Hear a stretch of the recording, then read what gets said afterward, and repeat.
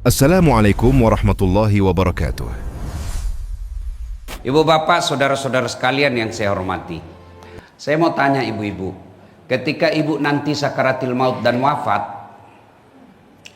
masuk dalam kubur, siapa yang doakan kira-kira? Suami? Kawin lagi bu, ya, jangan harap. Siapa yang doakan? Teman?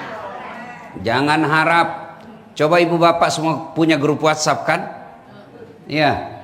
Coba kalau ada yang meninggal, ada yang baca doa? Enggak. Stiker dia kirim Al-Fatihah. Enggak juga itu dia baca Al-Fatihah. Si kira enggak. Ya. Anak buah senang dia kalau kita meninggal. Kenapa? Jabatan kita diambil. Nih ibu-ibu nih yang cantik-cantik, habis duit untuk memelihara pipi, bleaching, apalah segala macam itu. Kukunya pun dimasuk di salon. Sudah usia 60 tahun tapi masih langganan salon.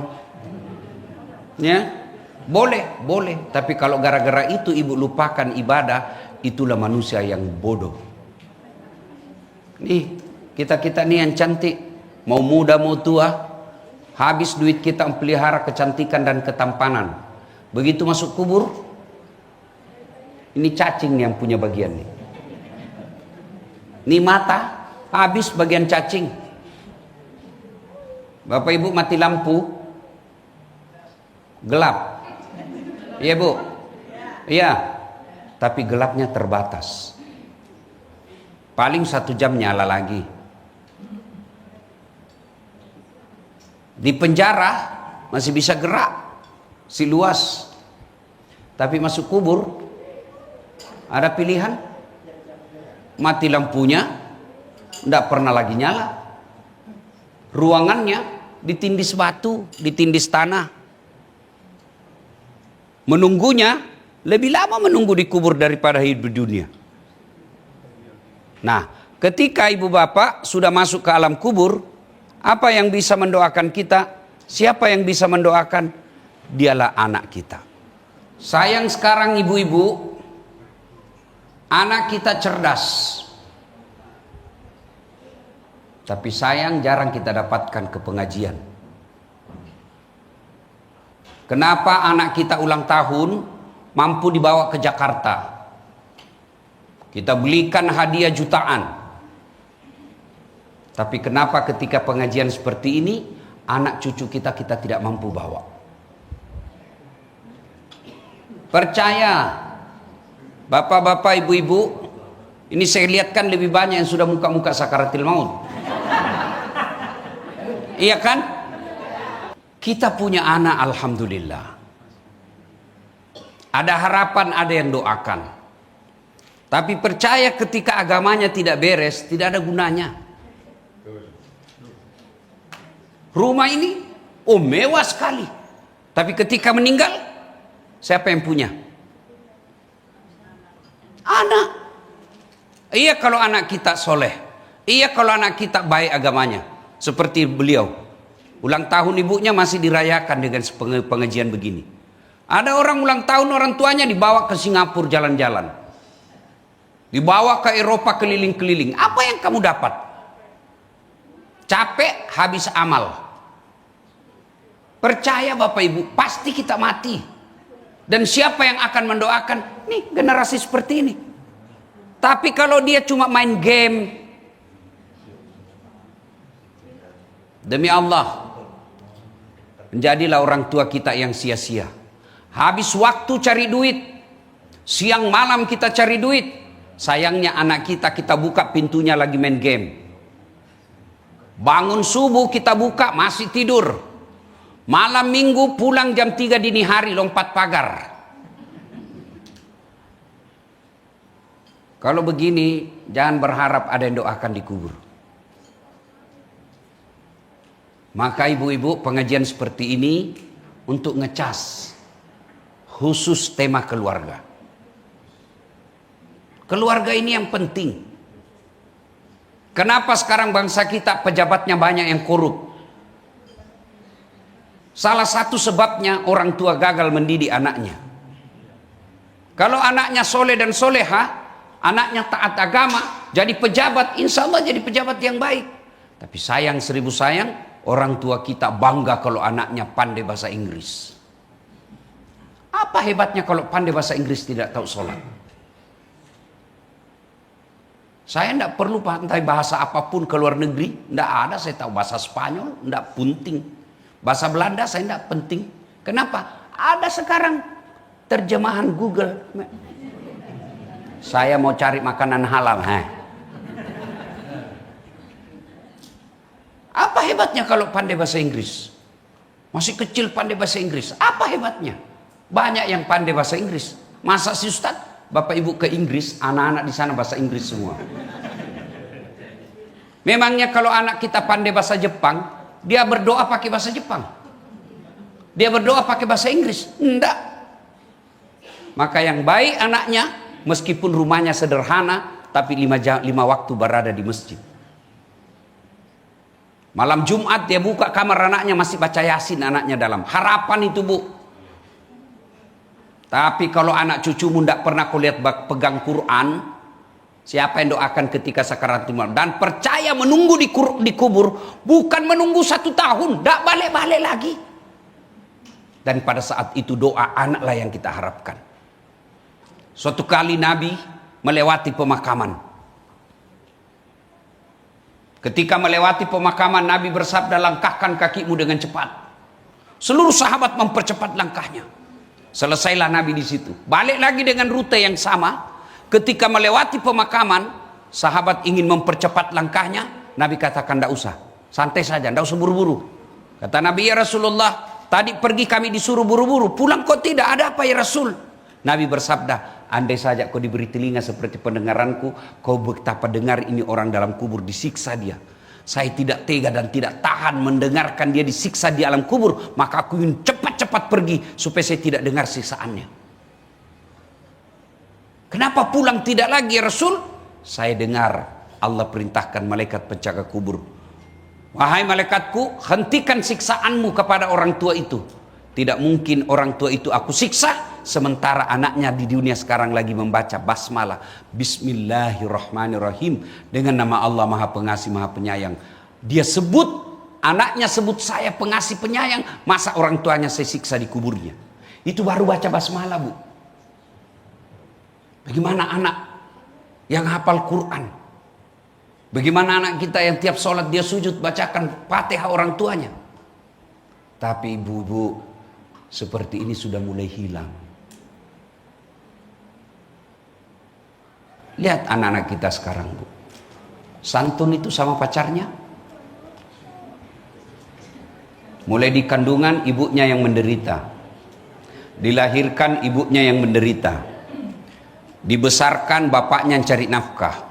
Bertahun-tahun diurus sama ibu bapaknya. Begitu wisuda kenal sama cowok yang baru 2 bulan. Wisuda foto dia update status. Baru 2 bulan kenal itu cowok. Apa statusnya? Terima kasih telah membersamaiku selama ini.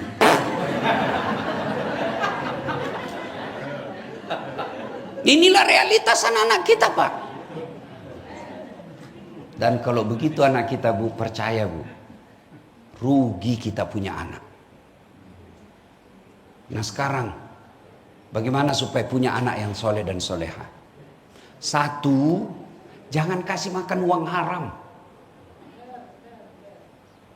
Jangan kasih makan uang haram. Tidak ada orang melahirkan anaknya di Indonesia mati kelaparan. Kalaupun ada, pasti itu orang tidak bersosialisasi. Mungkin tinggal di rumahnya tidak keluar-keluar. Di sini keluarga besar ini ada mati kelaparan cucunya? Ada? Tidak ada, Bu. Tidak mungkin Allah yang Maha Pengasih, Maha Penyayang mengeluarkan manusia dari perut ibunya tanpa setelah disertai dengan rezekinya. Sayang kita orang tua, Pak, terlalu risau perutnya anak.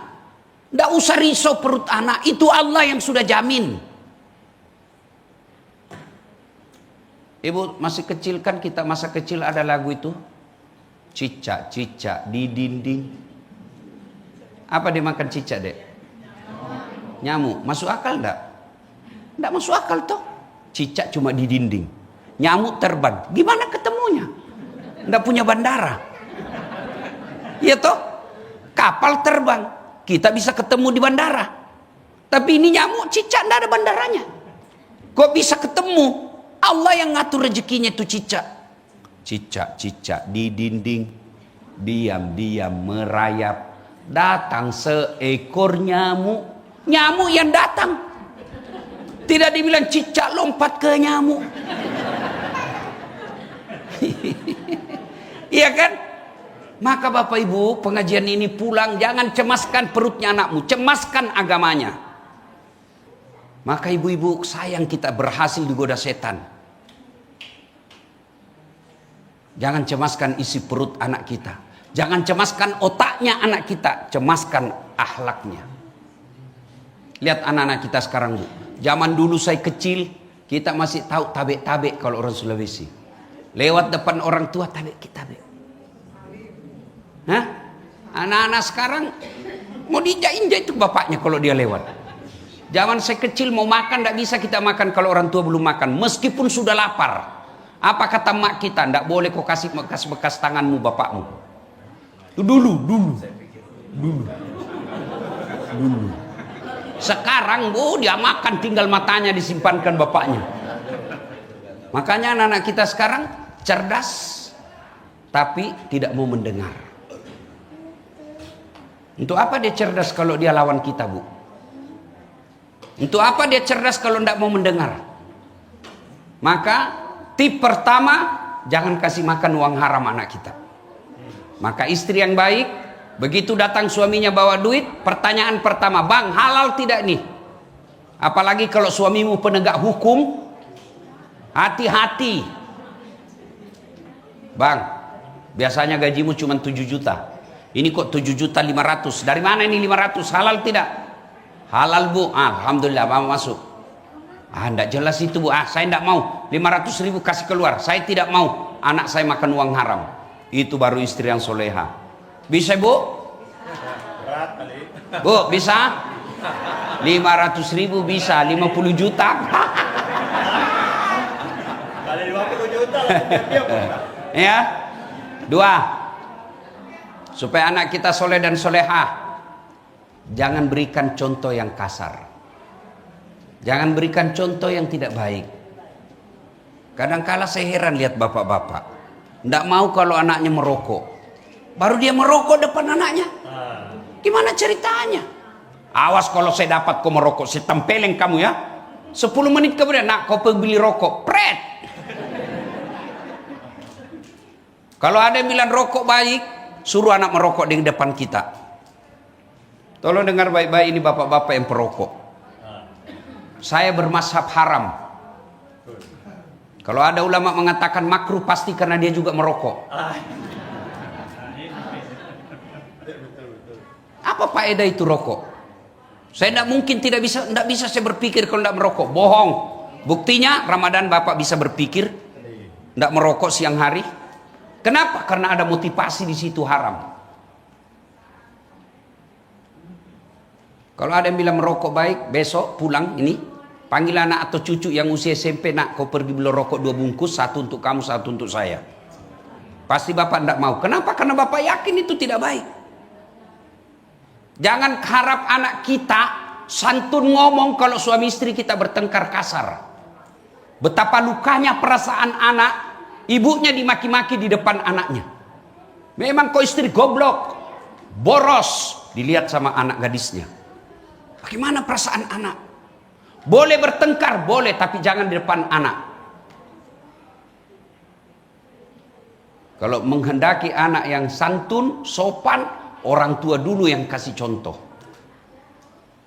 Tak heran sama anak tetangga kita santun.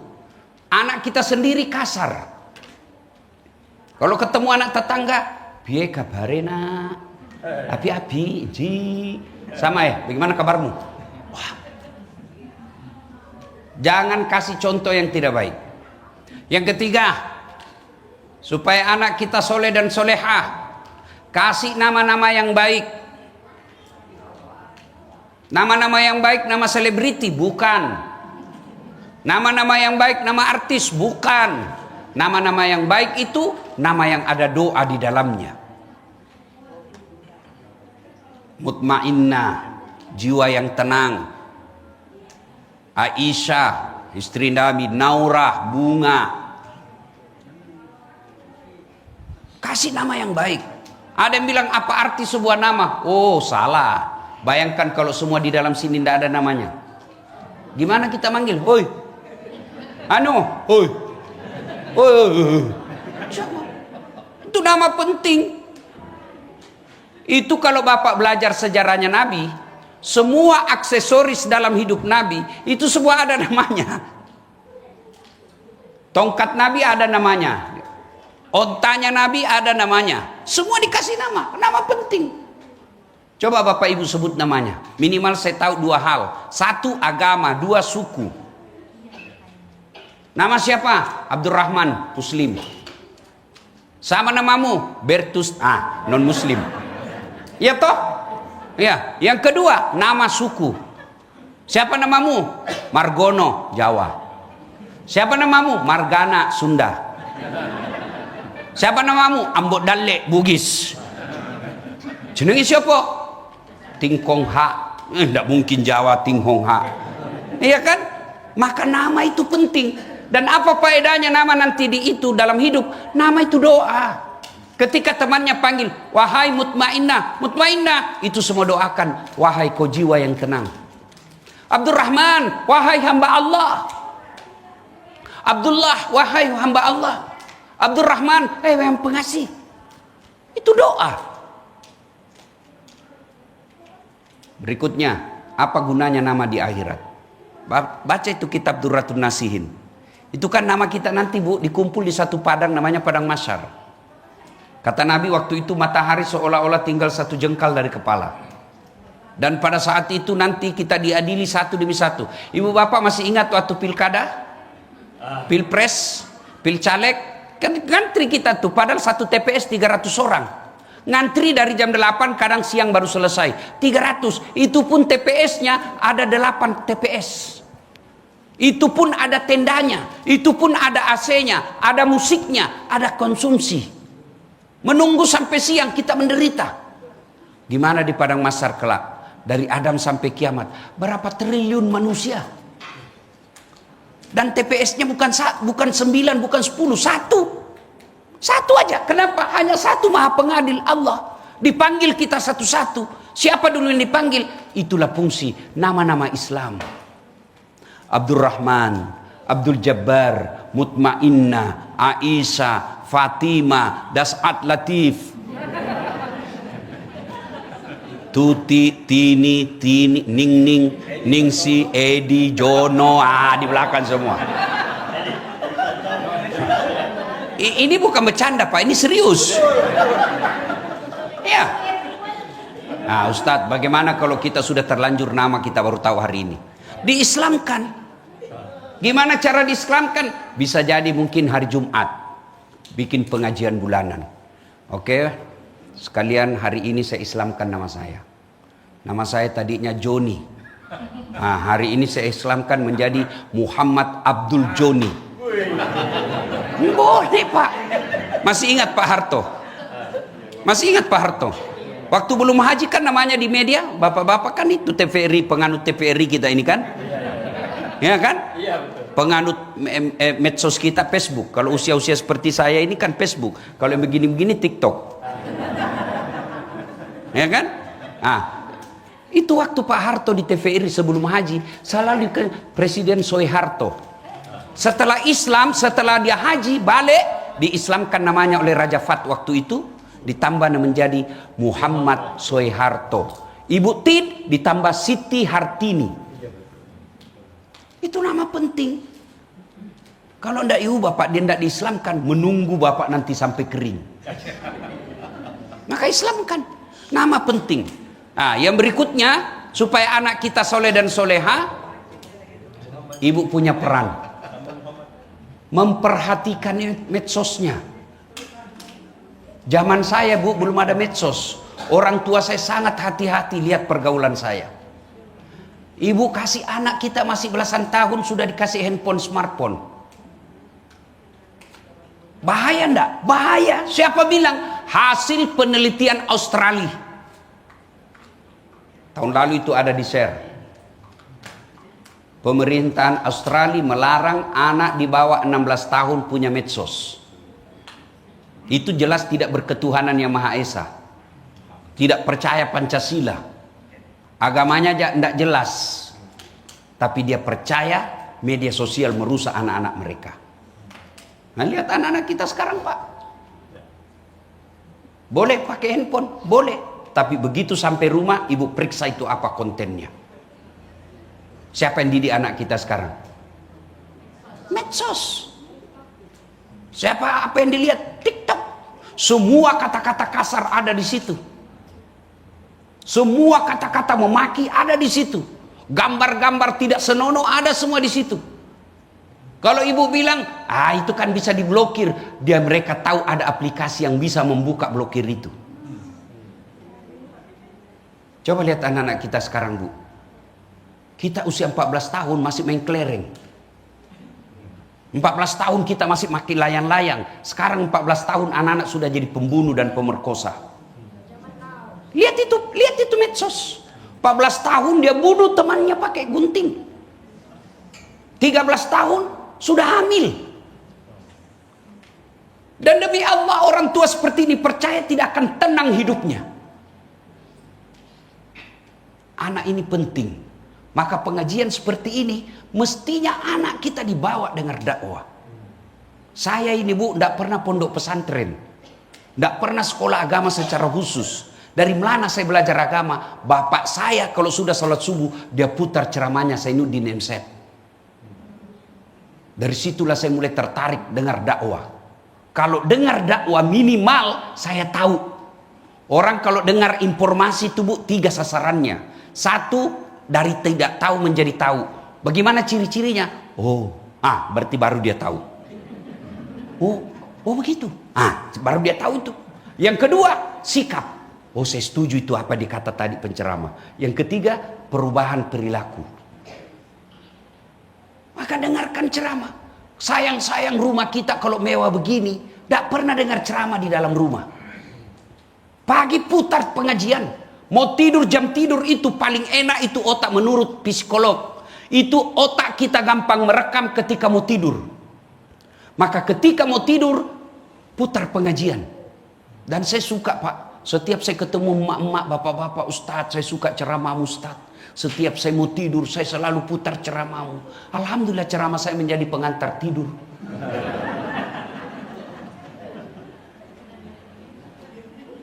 Coba lihat anak-anak kita sekarang, Bu. Renungkan baik-baik, masukkan dalam hati, renungkan hati kita. Di mana dia belajar agama? Ibu tidak sekolahkan sekolah agama. Di rumah tidak pernah dengar dakwah. Orang tuanya tidak pernah nasihatin. Malah anaknya bertanya, "Mak, kenapa tahun lahirnya Nabi disebut tahun gajah?" Apa kata ibunya? Karena bukan tahun kambing, nak. Nah, berapa rukun Islam? Orang tuanya juga disebut rukun Islam salah-salah. Kawan-kawannya anak-anak hedon. Di sekolah anak-anak hedon. Jadi kapan? Siapa yang didik anak kita? Maka minimal kalau bapak ibu cinta sama anak, suntik otaknya dengan agama. Caranya apa? Putar pengajian. Dan sekarang hanya orang malas yang tidak mau belajar agama. Semua ada. Dulu zaman saya mau sekolah, mau belajar agama, ada kitab. Belum tentu ada duit. Ada duit, belum tentu ada kitab. Ada kitab, ada duit. Bahasanya pun bahasa Arab yang kita tidak mengerti.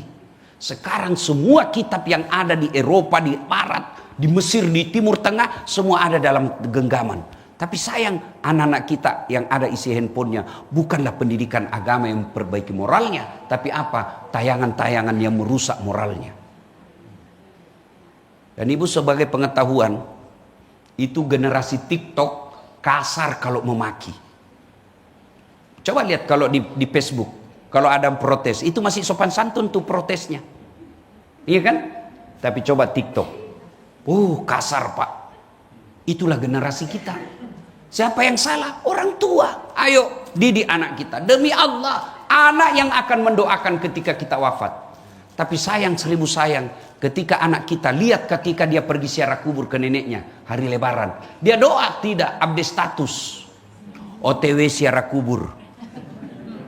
Sampai di kubur dia tidak doakan itu, dia foto lagi, goodbye grandmother. Dan kalau itu kita biarkan, maka itulah gambaran masa depan kita di kubur kelak. Ibu mau tahu masa depan ibu di kubur, bapak-bapak, lihat anaknya sekarang. Apa tidak bangga ibu ketika anak kita senja, 4 anaknya mereka musyawarah. Ayo, anak pertama bilang, bulan ini saya ngurus emak. Kata adiknya, saya aja dulu bang. Enggak, kamu bulan berikutnya. Apa tidak masalah ketika kita tua, anak kita menganggap kita ini beban? Apa tidak bangga ibu ketika kita sudah tua, anak-anak kita berebut untuk antar pergi umroh. Kita pensiun, mereka anak-anak kita tidak kaya. Tapi apa kata anak-anaknya? Setiap satu anak 500.000 tiap bulan untuk orang tua kita. 5 anaknya 2.500.000 dari anaknya, itu berkah. Ketika kita sudah masuk di kubur, anak bikinkan kita masjid atas nama ibunya. Ketika kita sudah wafat, anak bikinkan masjid untuk bapaknya. Setiap 5 waktu di masjid itu dikirimkan Fatihah untuk orang tuanya. Apa kita tidak berharap begitu? Demi Allah, kejayaan di dunia ini pasti ditinggal. Renungan buat kita yang sudah usia 60 tahun ke atas. Jangan lagi berpikir saya masih 5 tahun. Masih 10 tahun. Itu bisikan setan. Sekarang yang 60. Bapak masih yakin dikasih 20 tahun? Sudah hebat sekali. Lama itu 20 tahun. Tidak. 4 kali aja pilpres.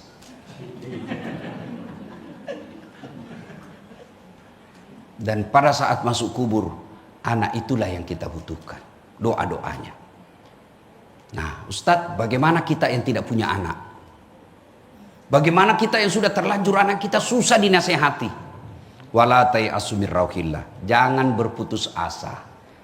Saya mau punya anak penghafal Quran, Ustadz. Anak kita mau penghafal Quran sudah 40 tahun umurnya, susah. Gimana caranya? Biayai anak hafal Quran di pesantren. Sama hukumnya anak kandung. Jadi ibu-ibu yang ada hartanya, kalau ibu meninggal, siapa yang pakai itu harta emas ibu? Mas berlian, siapa pakai ibu? Anak. Istri kedua bu. Kawin lagi suaminya ibu. Dia cabutin cincin ini. Cincin nikah kita dulu ibu. Nggak mau keluar dikasih sabun ibu. Dia ambil lagi, kita gelang. Ini dulu waktu usia pernikahan kita.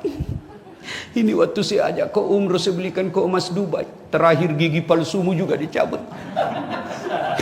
Dibungkuslah dia, sapu tangan yang terindah. Simpan di laci. Sayang, jangan cepat kau tinggalkan aku. 3 bulan kemudian dia pergi reuni teman SMA-nya. Ketemu temannya, cinta lama bersemi kembali. Temannya sudah janda. Dia ambillah itu emas-emas yang sudah dia bungkus. Dia ambil dengan senang hati. Dia bawa ke janda. Dek, ini emas sudah mati yang punya. Dia tidak bilang lagi wafat. Dia bilang lagi kau mati. Ini sudah mati yang punya. Pakai saja. Daripada itu emas berlian, dia pakai istri kedua. Mending ibu kirim ke panti asuhan. Kirim ke anak yatim piatu hafal Quran. Dia jadi ulama. Selama dia jadi ulama, selama itu orang yang kasih nafkah mendapat pahala seperti pahalanya ulama itu. Jangan terlalu pelit bu. Kirimkan sedekah. Dan tidak ada orang bangkrut gara-gara sedekah. Bagi ibu-ibu, maafkan saya, bagi istri-istri orang kaya, tidak usah pakai yang asli bu. Yang palsu aja. Kenapa? Biar ibu pakai palsu, orang nggak percaya. Pasti masa presiden direkturnya JNE masa pakai palsu? Nggak mungkin lah itu. Ibu pakai yang palsu, aslinya kirim ke anak yatim. Itu yang disebut pandai menyikapi harta. Ibu-ibu yang miskin, nggak usah juga pakai yang asli. Kenapa? Orang juga nggak percaya. Ah, dia mana mau dia dapat palsu aja itu. Lebih baik ibu pakai palsu, yang asli kirim ke panti asuhan. Ya, rajin-rajin sedekah tolak bala. Ibu-ibu, Pak, Bapak punya anak nakal, sedekah dengan tolak bala. Siapa yang mau dipanjangkan umurnya, dimurahkan rezekinya, dan tertolak dari bencana, kata Nabi, satu diantaranya dengan sedekah. Bersedekah.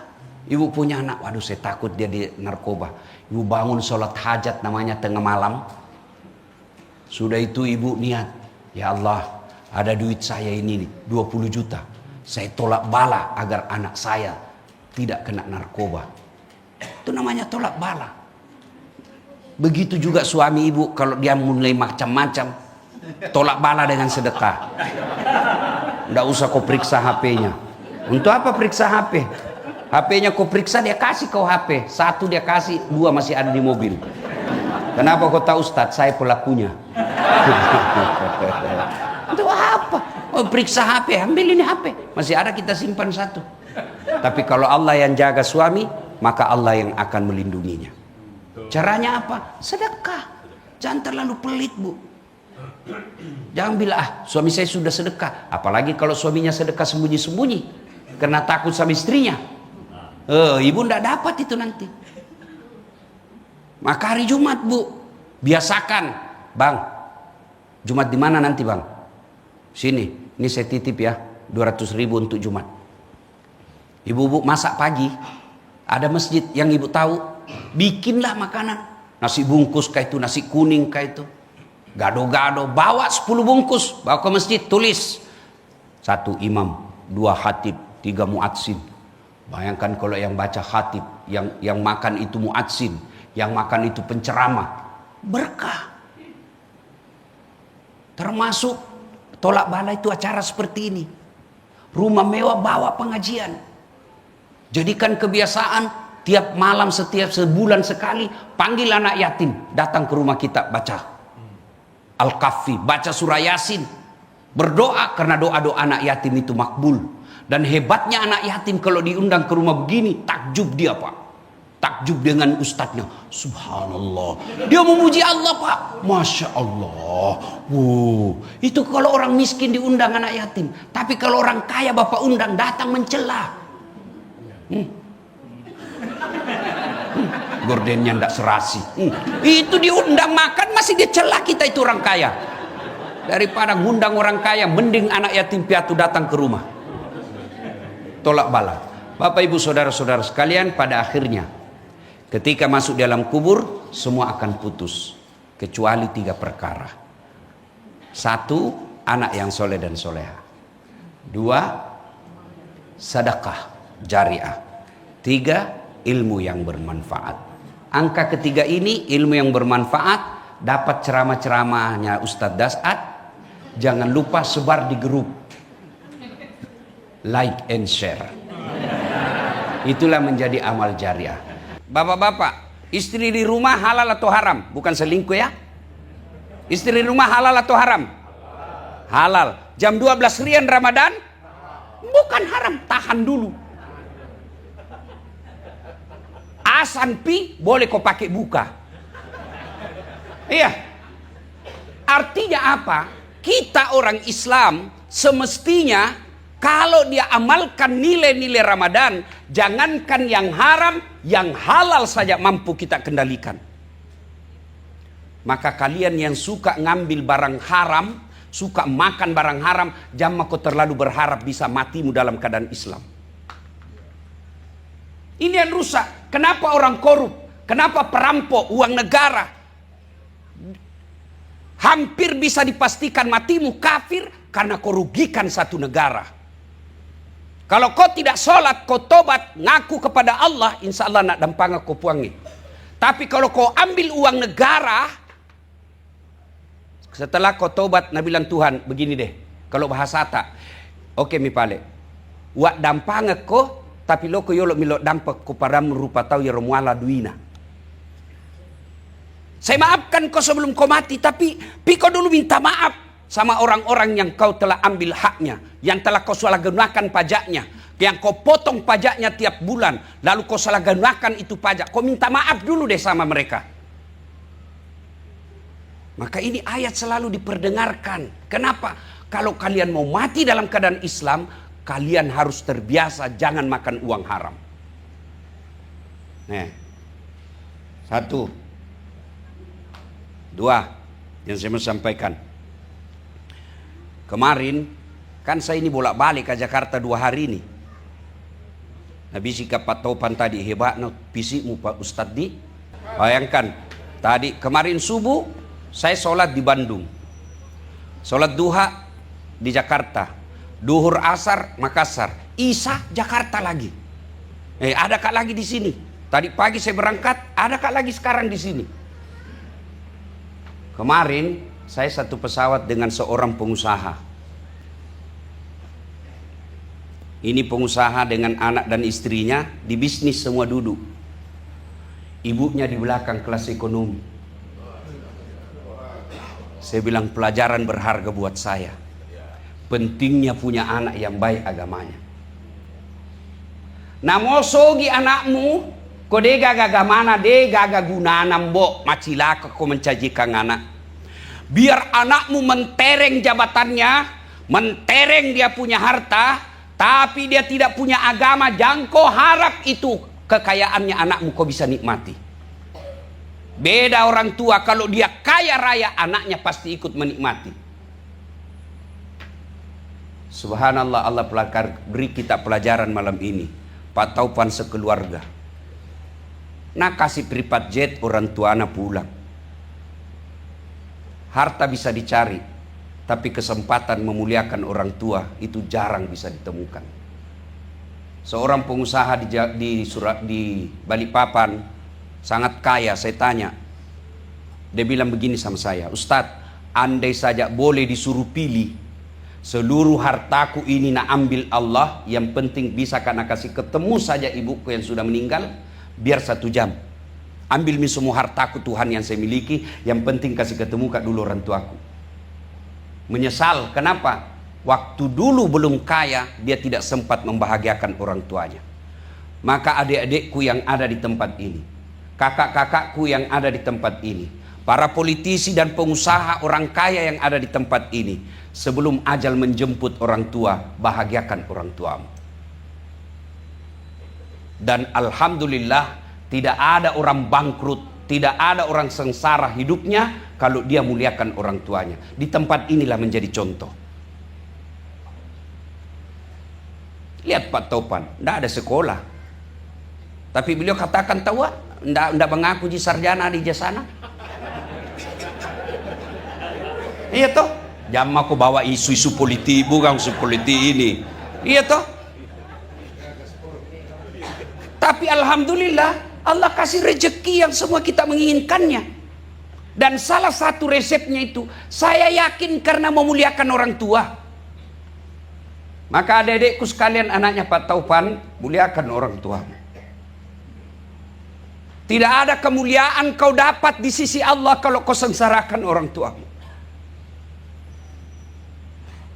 Ada orang setengah mati cari nafkah. Dia dapat itu nafkah, dia dapat dikasih oleh Allah persembahan apa yang dia mau, tapi dia tidak punya ketentraman jiwa. Kenapa? Orang tuamu kau sengsarakan. Bagaimana caranya kau mau bisa tega kau lihat orang tuamu kena ekonomi, kamu berbisnis? Saya tidak bersangka-sangka. Biasanya kejadian begitu kalau menantu juga kurang ajar. Mau mi anaknya, apa datang istri? Apa tonseng? Solid pagat tuh, nah bisa jadi belakang. Dapat suami yang takut sama istrinya, si kenal lalu. Tapi Ibu Amalia alhamdulillah. Nah biar mau kita suami kalau istri tak rasu-rasu, ndak ton jalan Pak. Apalagi kalau Nabila pilih mako, mamamu atau saya istrimu. Mana bisa dipilih dong? Mana bisa dipilih antara istri dan mama, sama-sama penting. Saya tanya gini, jangan ki marah-marah ibu. Nah, saya tanya ki, saya cinta ki supaya masuk ki surga sama-sama. Pernah ki rasakan namanya hamil toh? Pernah? Enak enggak? Menderita 9 bulan. Pernah kita rasakan bagaimana melahirkan. Tapi kalau orang kaya sekarang bisa minatur tanggalnya. Nah bela mami. Iya toh? Tapi kalau melahirkan secara normal, Allah kasih apresiasi seperti dijelaskan Ustadz tadi. Mati syahid pahalamu. Ibu pernah merasakan menyusui? Apalagi waktu na tumbuh giginya toh? Oh male, oh, noko kah? Nu tinju, tidak ada. Kau tinju, kurang ajarin kau gigi kah? Ndak, na buju itu kasih. Ada, lepas kau nak. Siang anak-anak, malam jantung makiriu bapak-bapak. Iya toh? 3 inilah yang ditanggung seorang perempuan dan tidak bisa dipikul seorang laki-laki. Sehebat apapun fisiknya laki-laki Pak Jim, yang otot-ototnya sampai seperti pahanya di pinggir tangannya, dia tidak bisa memikul namanya hamil. Kita paling laki-laki menderita ketika istri tak ngidam. Apa doanya berhenti ngidam istri Ustaz? Ngidam apa istri tak? Nah bilang nanti dia bisa kak lihat tidur. Nanti dia bisa tidur kalau lihat ke di atas lemari. Oh male, aku bilang jadi kalau mau tidur jam 10 Ustaz, nah suruh naik di atas lemari. Aku bilang berhenti kau nak kerjai kau itu. Paling itu kalau ngidam. Paling kita laki-laki stres kalau dia melahirkan. Bolak-balik kita di depan pintu tapi masih sempat merokok. Perempuan melahirkan pertaruhannya kalau tidak setengah mati sekalian. Menyusui. Ini 3 sehebat pun laki-laki tidak bisa dia tanggung. Makanya pantas ketika Nabi ditanya, ya Rasulullah, setelah Allah dan Rasulnya siapa yang saya taati? Kata Nabi, ibumu mengandung. Setelah itu siapa ya Rasul? Ibumu melahirkan. Setelah itu siapa Rasul? Ibumu menyusui. Setelah itu siapa? Bapakmu. Ibu, bapak. Berarti 3 ibu, 1 bapak. Jangan aku lagi salah paham salah paham ngasih minne. Betul gitu kau dulu. Apa kau poligami nama istrimu saja pegang remote kontrol tidak bisa mau kuambeki. Iya. Ibumu, bapakmu. Kenapa? Karena 3 kali penderitaan perempuan yang tidak bisa ditanggung kita laki-laki. Maka aneh, saya tidak masuk di akalku kalau ada menantu dia suruh suaminya pilih antara istri sama mertua. Bagaimana ceritanya? Nah pernah kau rasakan itu melahirkan? Saya tanya ki dulu ibu, jawab saya nak. Bu, siapa yang lahirkan anak tak? Mamanya. Siapa yang mengandungnya? Mamanya. Siapa yang menyusuinya? Dulu waktu kecil. Mamanya. Siapa yang sekolahkan? Mamanya. Siapa yang didii? Mamanya. Sekarang siapa yang terima gajinya sominu? Istrinya. Kalaupun nak kasih mamanya ada sembunyi-sembunyi itu kau dong. Sembunyi mak sembunyi. Nanti ini bisa cepat kau bikin. Kalau begini sifat ibu sama mertua tak jamaki harap. Ya, tafadhal Ustaz. Ya, saya Ustaz nih. Ya. Pernah tongku rasakan begitu.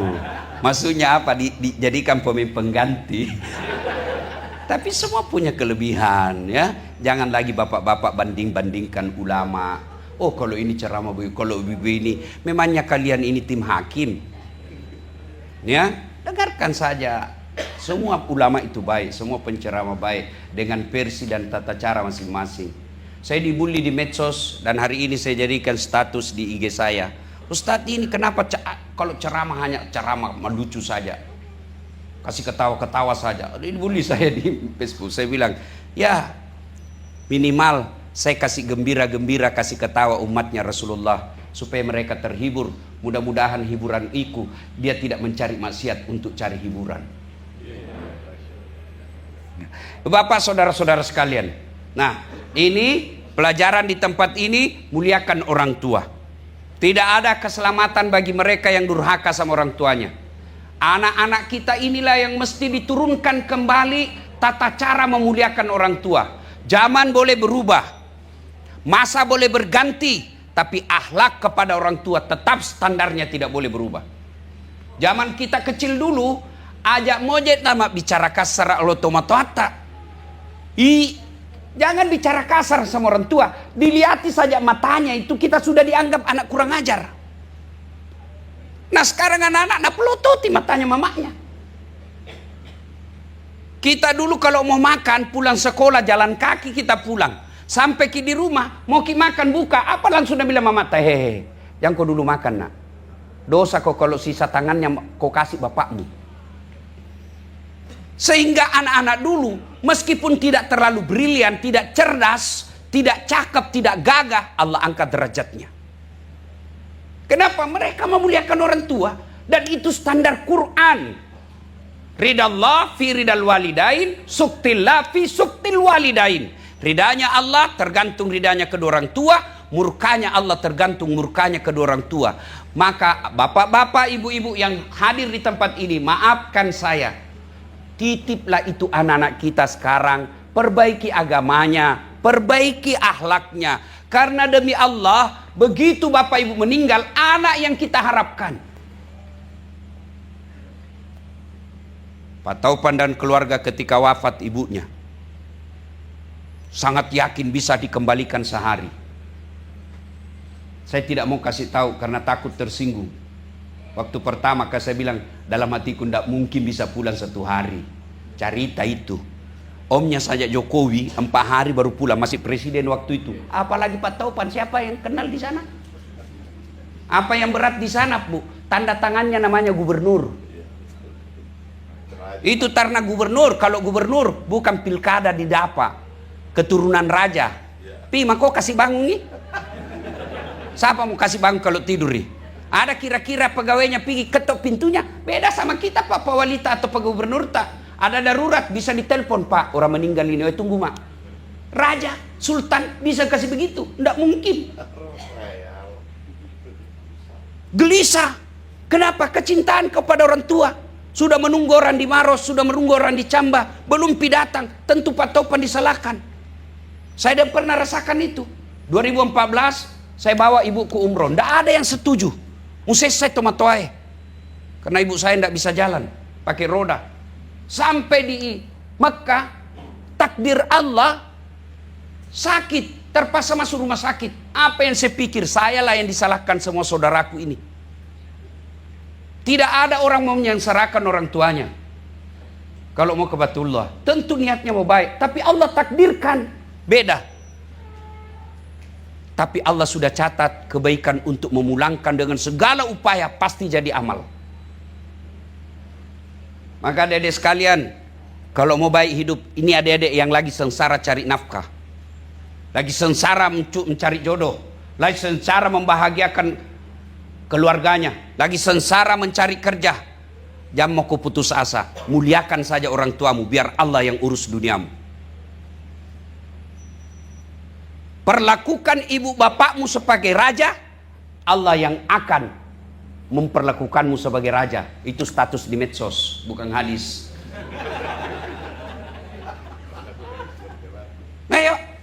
Nah ini sekarang mau kau jadi pejabat, setengah mati kau menjilat sama wali kota, setengah mati kau menjilat sama pejabat. Iya. Aduh, sekolahmu tinggi nak kayak ndak ada mi sekolahmu dilihat. Iya, kata mami tu kareng mati manaki punatin.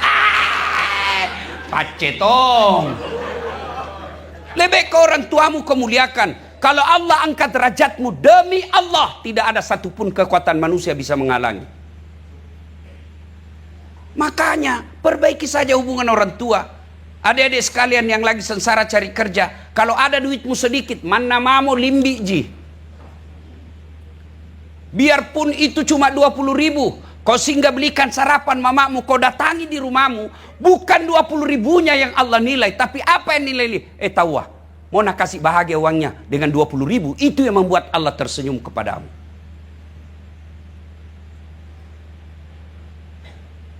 Seangkatan saya di kampung dan teman-teman kuliah kadang bergosip, apa itu dilakukan Ustadz, cepat sekali pergerakannya. Korone melihat saya sama-sama anak mahasiswa SMA Dilihat bagaimana susahku dulu jalan harimau. Jalan kaki saya Pak pergi jalan itu, jalan Cakalang, SMA 4. Naik sepeda BMX saya dari jalan harimau pergi cuci-cuci. Jalan Antang, Kompleks Sidi. Cuci pakaiannya sepupuku. Saya cuci kalau pagi hari, naik sepeda tuh. Jadi orang yang baru sepeda sekarang beru Pak kok. Mencuci pagi, tunggu siang selesai kering, sore disetrika, sudah itu pergi lagi naik sepeda ke jalan Beringin. Ada sepupuku di situ pegawai PU, saya ajar lagi ngaji anaknya. Cepat pergerakan, orang bilang lihat, apa rahasianya? Saya tidak cerdas, tapi saya muliakan orang tua saya. Untuk apa sekolah tinggi-tinggi kalau orang tuamu kau tidak muliakan?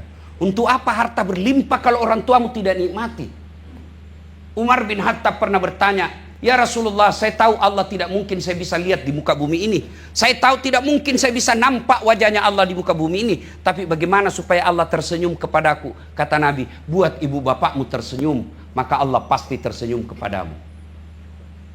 Kepada dindaku anggota dewan dan saudara-saudaranya, kalau kau mau bahagia, kalau kau mau dapat karir politik yang baik, jangan kau jauh-jauh, muliakan orang tuamu. Kalau Allah yang mengangkat derajat manusia, tidak ada satupun kekuatan manusia yang bisa menghalangi. Inilah yang kekurangan anak-anak kita sekarang. Maca tuh anak-anak kue Pak, maca. Saya saja mau WhatsApp, itu kupegang di dua tangan, membalas WhatsApp masih salah ketik. Nah ini anak-anak kah? Nah bilang genset. Mana nek sepeda motori bisa na jawab itu WhatsApp. Hebat nih itu anak-anak sekarang, cerdas-cerdas itu anak-anak kita sekarang Pak. Satu aja kurangnya, kurang ngajar. Makanya kalau ada anak salah didik, kalau boleh dipersentasikan, kalau boleh diangkakan, bapaknya salahnya 3, mamanya 7. Kenapa bisa Ustadz? Karena kita laki-laki lebih banyak keluar. Dan hebatnya Allah muliakan perempuan. Itu perempuan kalau suaminya maksiat, itu istri tidak tanggung dosanya suami. Beda kita laki-laki, ditanggungi dosa ibu. Mana penceramah seperti Dasat Latif, istrinya apa gosip, istrinya ndak sambayang, istrinya ndak pakai jilbab, dicari nanti suaminya. Mana ini suaminya? Nah baik nama sifatnya belum ijab kabul. Waktu na belum menikah baiknya ini sama orang tuanya. Kenapa bisa ini anak begini setelah kau jadi suaminya? Maka ibu-ibu lebih anak tak kita jaga. Saya ingat sekali orang tuaku dulu. Saya ingat sekali dulu orang tuaku, mamaku. Apa nak bilang? Dek gaga waramparana lakiku. Ndak ada hartanya suamiku. Anakku Tomiku jaga. Mudah-mudahan ini anakku kasih bahagia kak. Alhamdulillah banyak orang kaya di kampungku. Tapi sepertinya hanya saya yang antar jemput mamaku helikopter. Saya mau tunjukkan, kalau anakmu kau kurus dengan agama, insya Allah dia nak pakasiriku. Tapi kau politiknya saja nak urus, ndak tahu agama, nak pakasiri kau nanti. Maka tak sia kali ini pelajaran berharga, ayo muliakan orang tua. Bagaimana kalau meninggal mi Ustaz? Labet nih tomatoai sudah meninggal, tidak sempat kita tobat. Wala tai'asu min rauhillah. Jakmu peturenu. 1, doakan. Orang yang sudah meninggal tidak banyak doanya, tidak panjang. 4 saja kita minta. Dan boleh bahasa Arab, boleh juga bahasa Indonesia. Menjadi Islam tidak berarti harus berbahasa Arab. Menjadi Islam tidak harus anak saya menjadi anak, kamu menjadi antum, maaf jadi afwan. Tidak. Boleh berdoa pakai bahasa Indonesia. Daripada ibu bahasa Arab tidak tahu artinya, nanti bingungi malaikat. Nah bilang apa maksudnya ibu ini? Mau doakan mamakna ternyata doa nama baca doa makan. Itu apa doa aja orang meninggal? Ya Allah ampuni dosa mamaku. 2, terima amalnya. Ada amal tidak diterima? Ada. Amal pilkada. Bagi-bagi jilbab. Nah bilang nanti ya Allah badai jilbabku 30.000 ku sebar. Nah bilang malaikat balik-balik ini Tuhan. Mau jadi coblos mana kana bage. Nah, itu ada amal begitu, ada. Maka kalau ada seperti itu kita doakan, terima amalnya kamasih. Terima amalnya ya Allah. Yang ketiga, palecungi, lipat gandakan kebaikannya. yang amalnya kalau pun dikalkulasi, diangkakan, amal dia bawa pulang 10 juta. Kita minta ya Allah tak terhingga nilainya. Yang keempat, lapangkan alam kuburnya, jadikan kuburnya menjadi taman-taman sorga. Alhamdulillah kalau kita hafal doa dalam Quran, Allahumma gfirli wali walidayya warhamhuma kama rabbayani shaghira. 1, doakan. 2, orang tua sudah meninggal, cara berbuat baiknya sedekah. Belajar lagi dari Pak Topan dan keluarga. Dibikinkan masjid orang tuanya. Rugi bapak punya uang banyak, kalau tidak ada masjid tak rugi. Mati mendadak. Apa? Ibu-ibu, yang gimana nak? Yang gimana? Ini yang banyak semua mas tak. Kalau mati mendadak ibu, siapa pakai mas tak? Bukan anak, istri kedua. Banyak kuliah begitu. Nah komplain ke Mamat Nece. Jadi kalau dulu nggak meninggal, kau juga mau kawin lagi. Saya bilang, jangan kau meninggal, masih hidup kau saja. Nah saya berpikir kawin lagi. Apalagi pun mati mangko. Tenamo. Maka ibu-ibu, masya Allah, seperti nyonya ibu Topan. Kalau orang kaya itu saya selalu anjurkan, kekayaan tak emas tak jamak pakai yang asli. Yang palsu mau saja. Kenapa? Orang pasti percaya asli. Masa tahu istrinya Pak Topan palsu? Tidak mungkin deh. Pakai maki yang palsu, yang asli bawa ke masjid. Itu namanya pandai menyikapi harta. Kita ton saya yang miskin jam toma kosteja, setel jago. Pakai mako yang palsu, biar asli tidak percaya orang. Nah sami buto, iya toh. Saya pakai saja hikayat palsu. Kenapa ndak percaya di orang? Di mana ton sendapa itu anu na pinjan gitu. Lebih baik palsu dipakai, yang asli bawa bangun masjid. Saya ndak bisa bangun satu masjid, Allah tahu kamu ndak mampu. Tegel saja. Tegel itu selama dipakai beribadah, meskipun tulang belulangmu sudah hancur semua, ibadahmu masih ada kirimanmu. Sedekah. Bapak-bapak, apalagi yang sudah muka-muka usia-usia sakaratil maut. Mana ini baru kuliah lagi dulu. Sudahlah.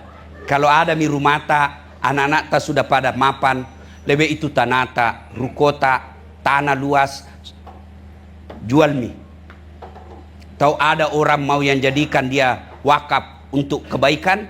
Dah saat ku dengar mau bikin sekolah, ndak ada pitana ku dapat. Iya, sini beli mi palik seadanya, karena supaya datang ku pakai-pakai. Kita bagi-bagi amalnya.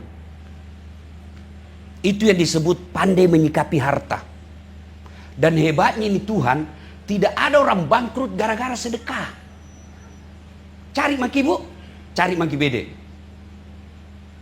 Andi Sosek kita kenal. Nggak pernah itu kita dengar kena fitnah. Salah satu sebabnya rajin sedekah. Maka sebelum ajal menjemput, bersedekahlah. Bagi orang tuanya sudah meninggal, sedekah. Saya mau orang tuaku dikubur, terang kuburnya, bayarkan listrik na masjid. Niatkan saya supaya terang kuburnya orang tuaku. Saya mau dingin kuburnya orang tuaku, bawakan AC ke masjid. AC-nya saya tanggung, orang tuaku. Mudah-mudahan Allah kasih.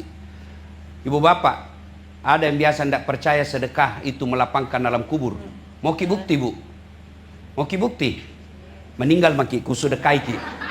Kada tong itu biasa na bila deh. Cari tanah jenjos tas kucini tompi na kucini ki. Eja pina doang, tenan eja mutung ko. Ya, sedekah. Yang ketiga, cara berbuat baik kepada orang tua sudah meninggal adalah mengunjungi karib kerabatnya.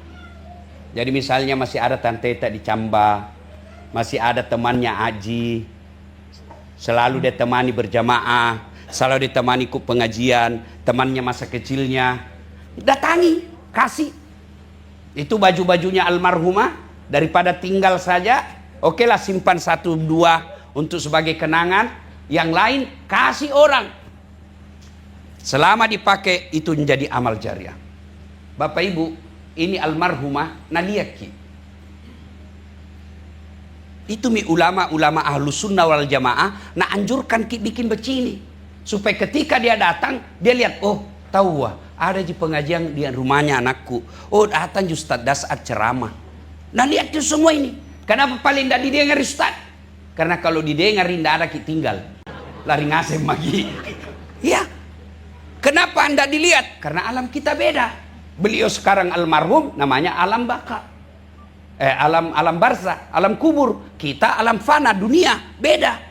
Tapi dia lihat kita tidak lihat. Ibaratnya kaca satu arah. Dia lihat kita. Cuma alam kita yang berbeda.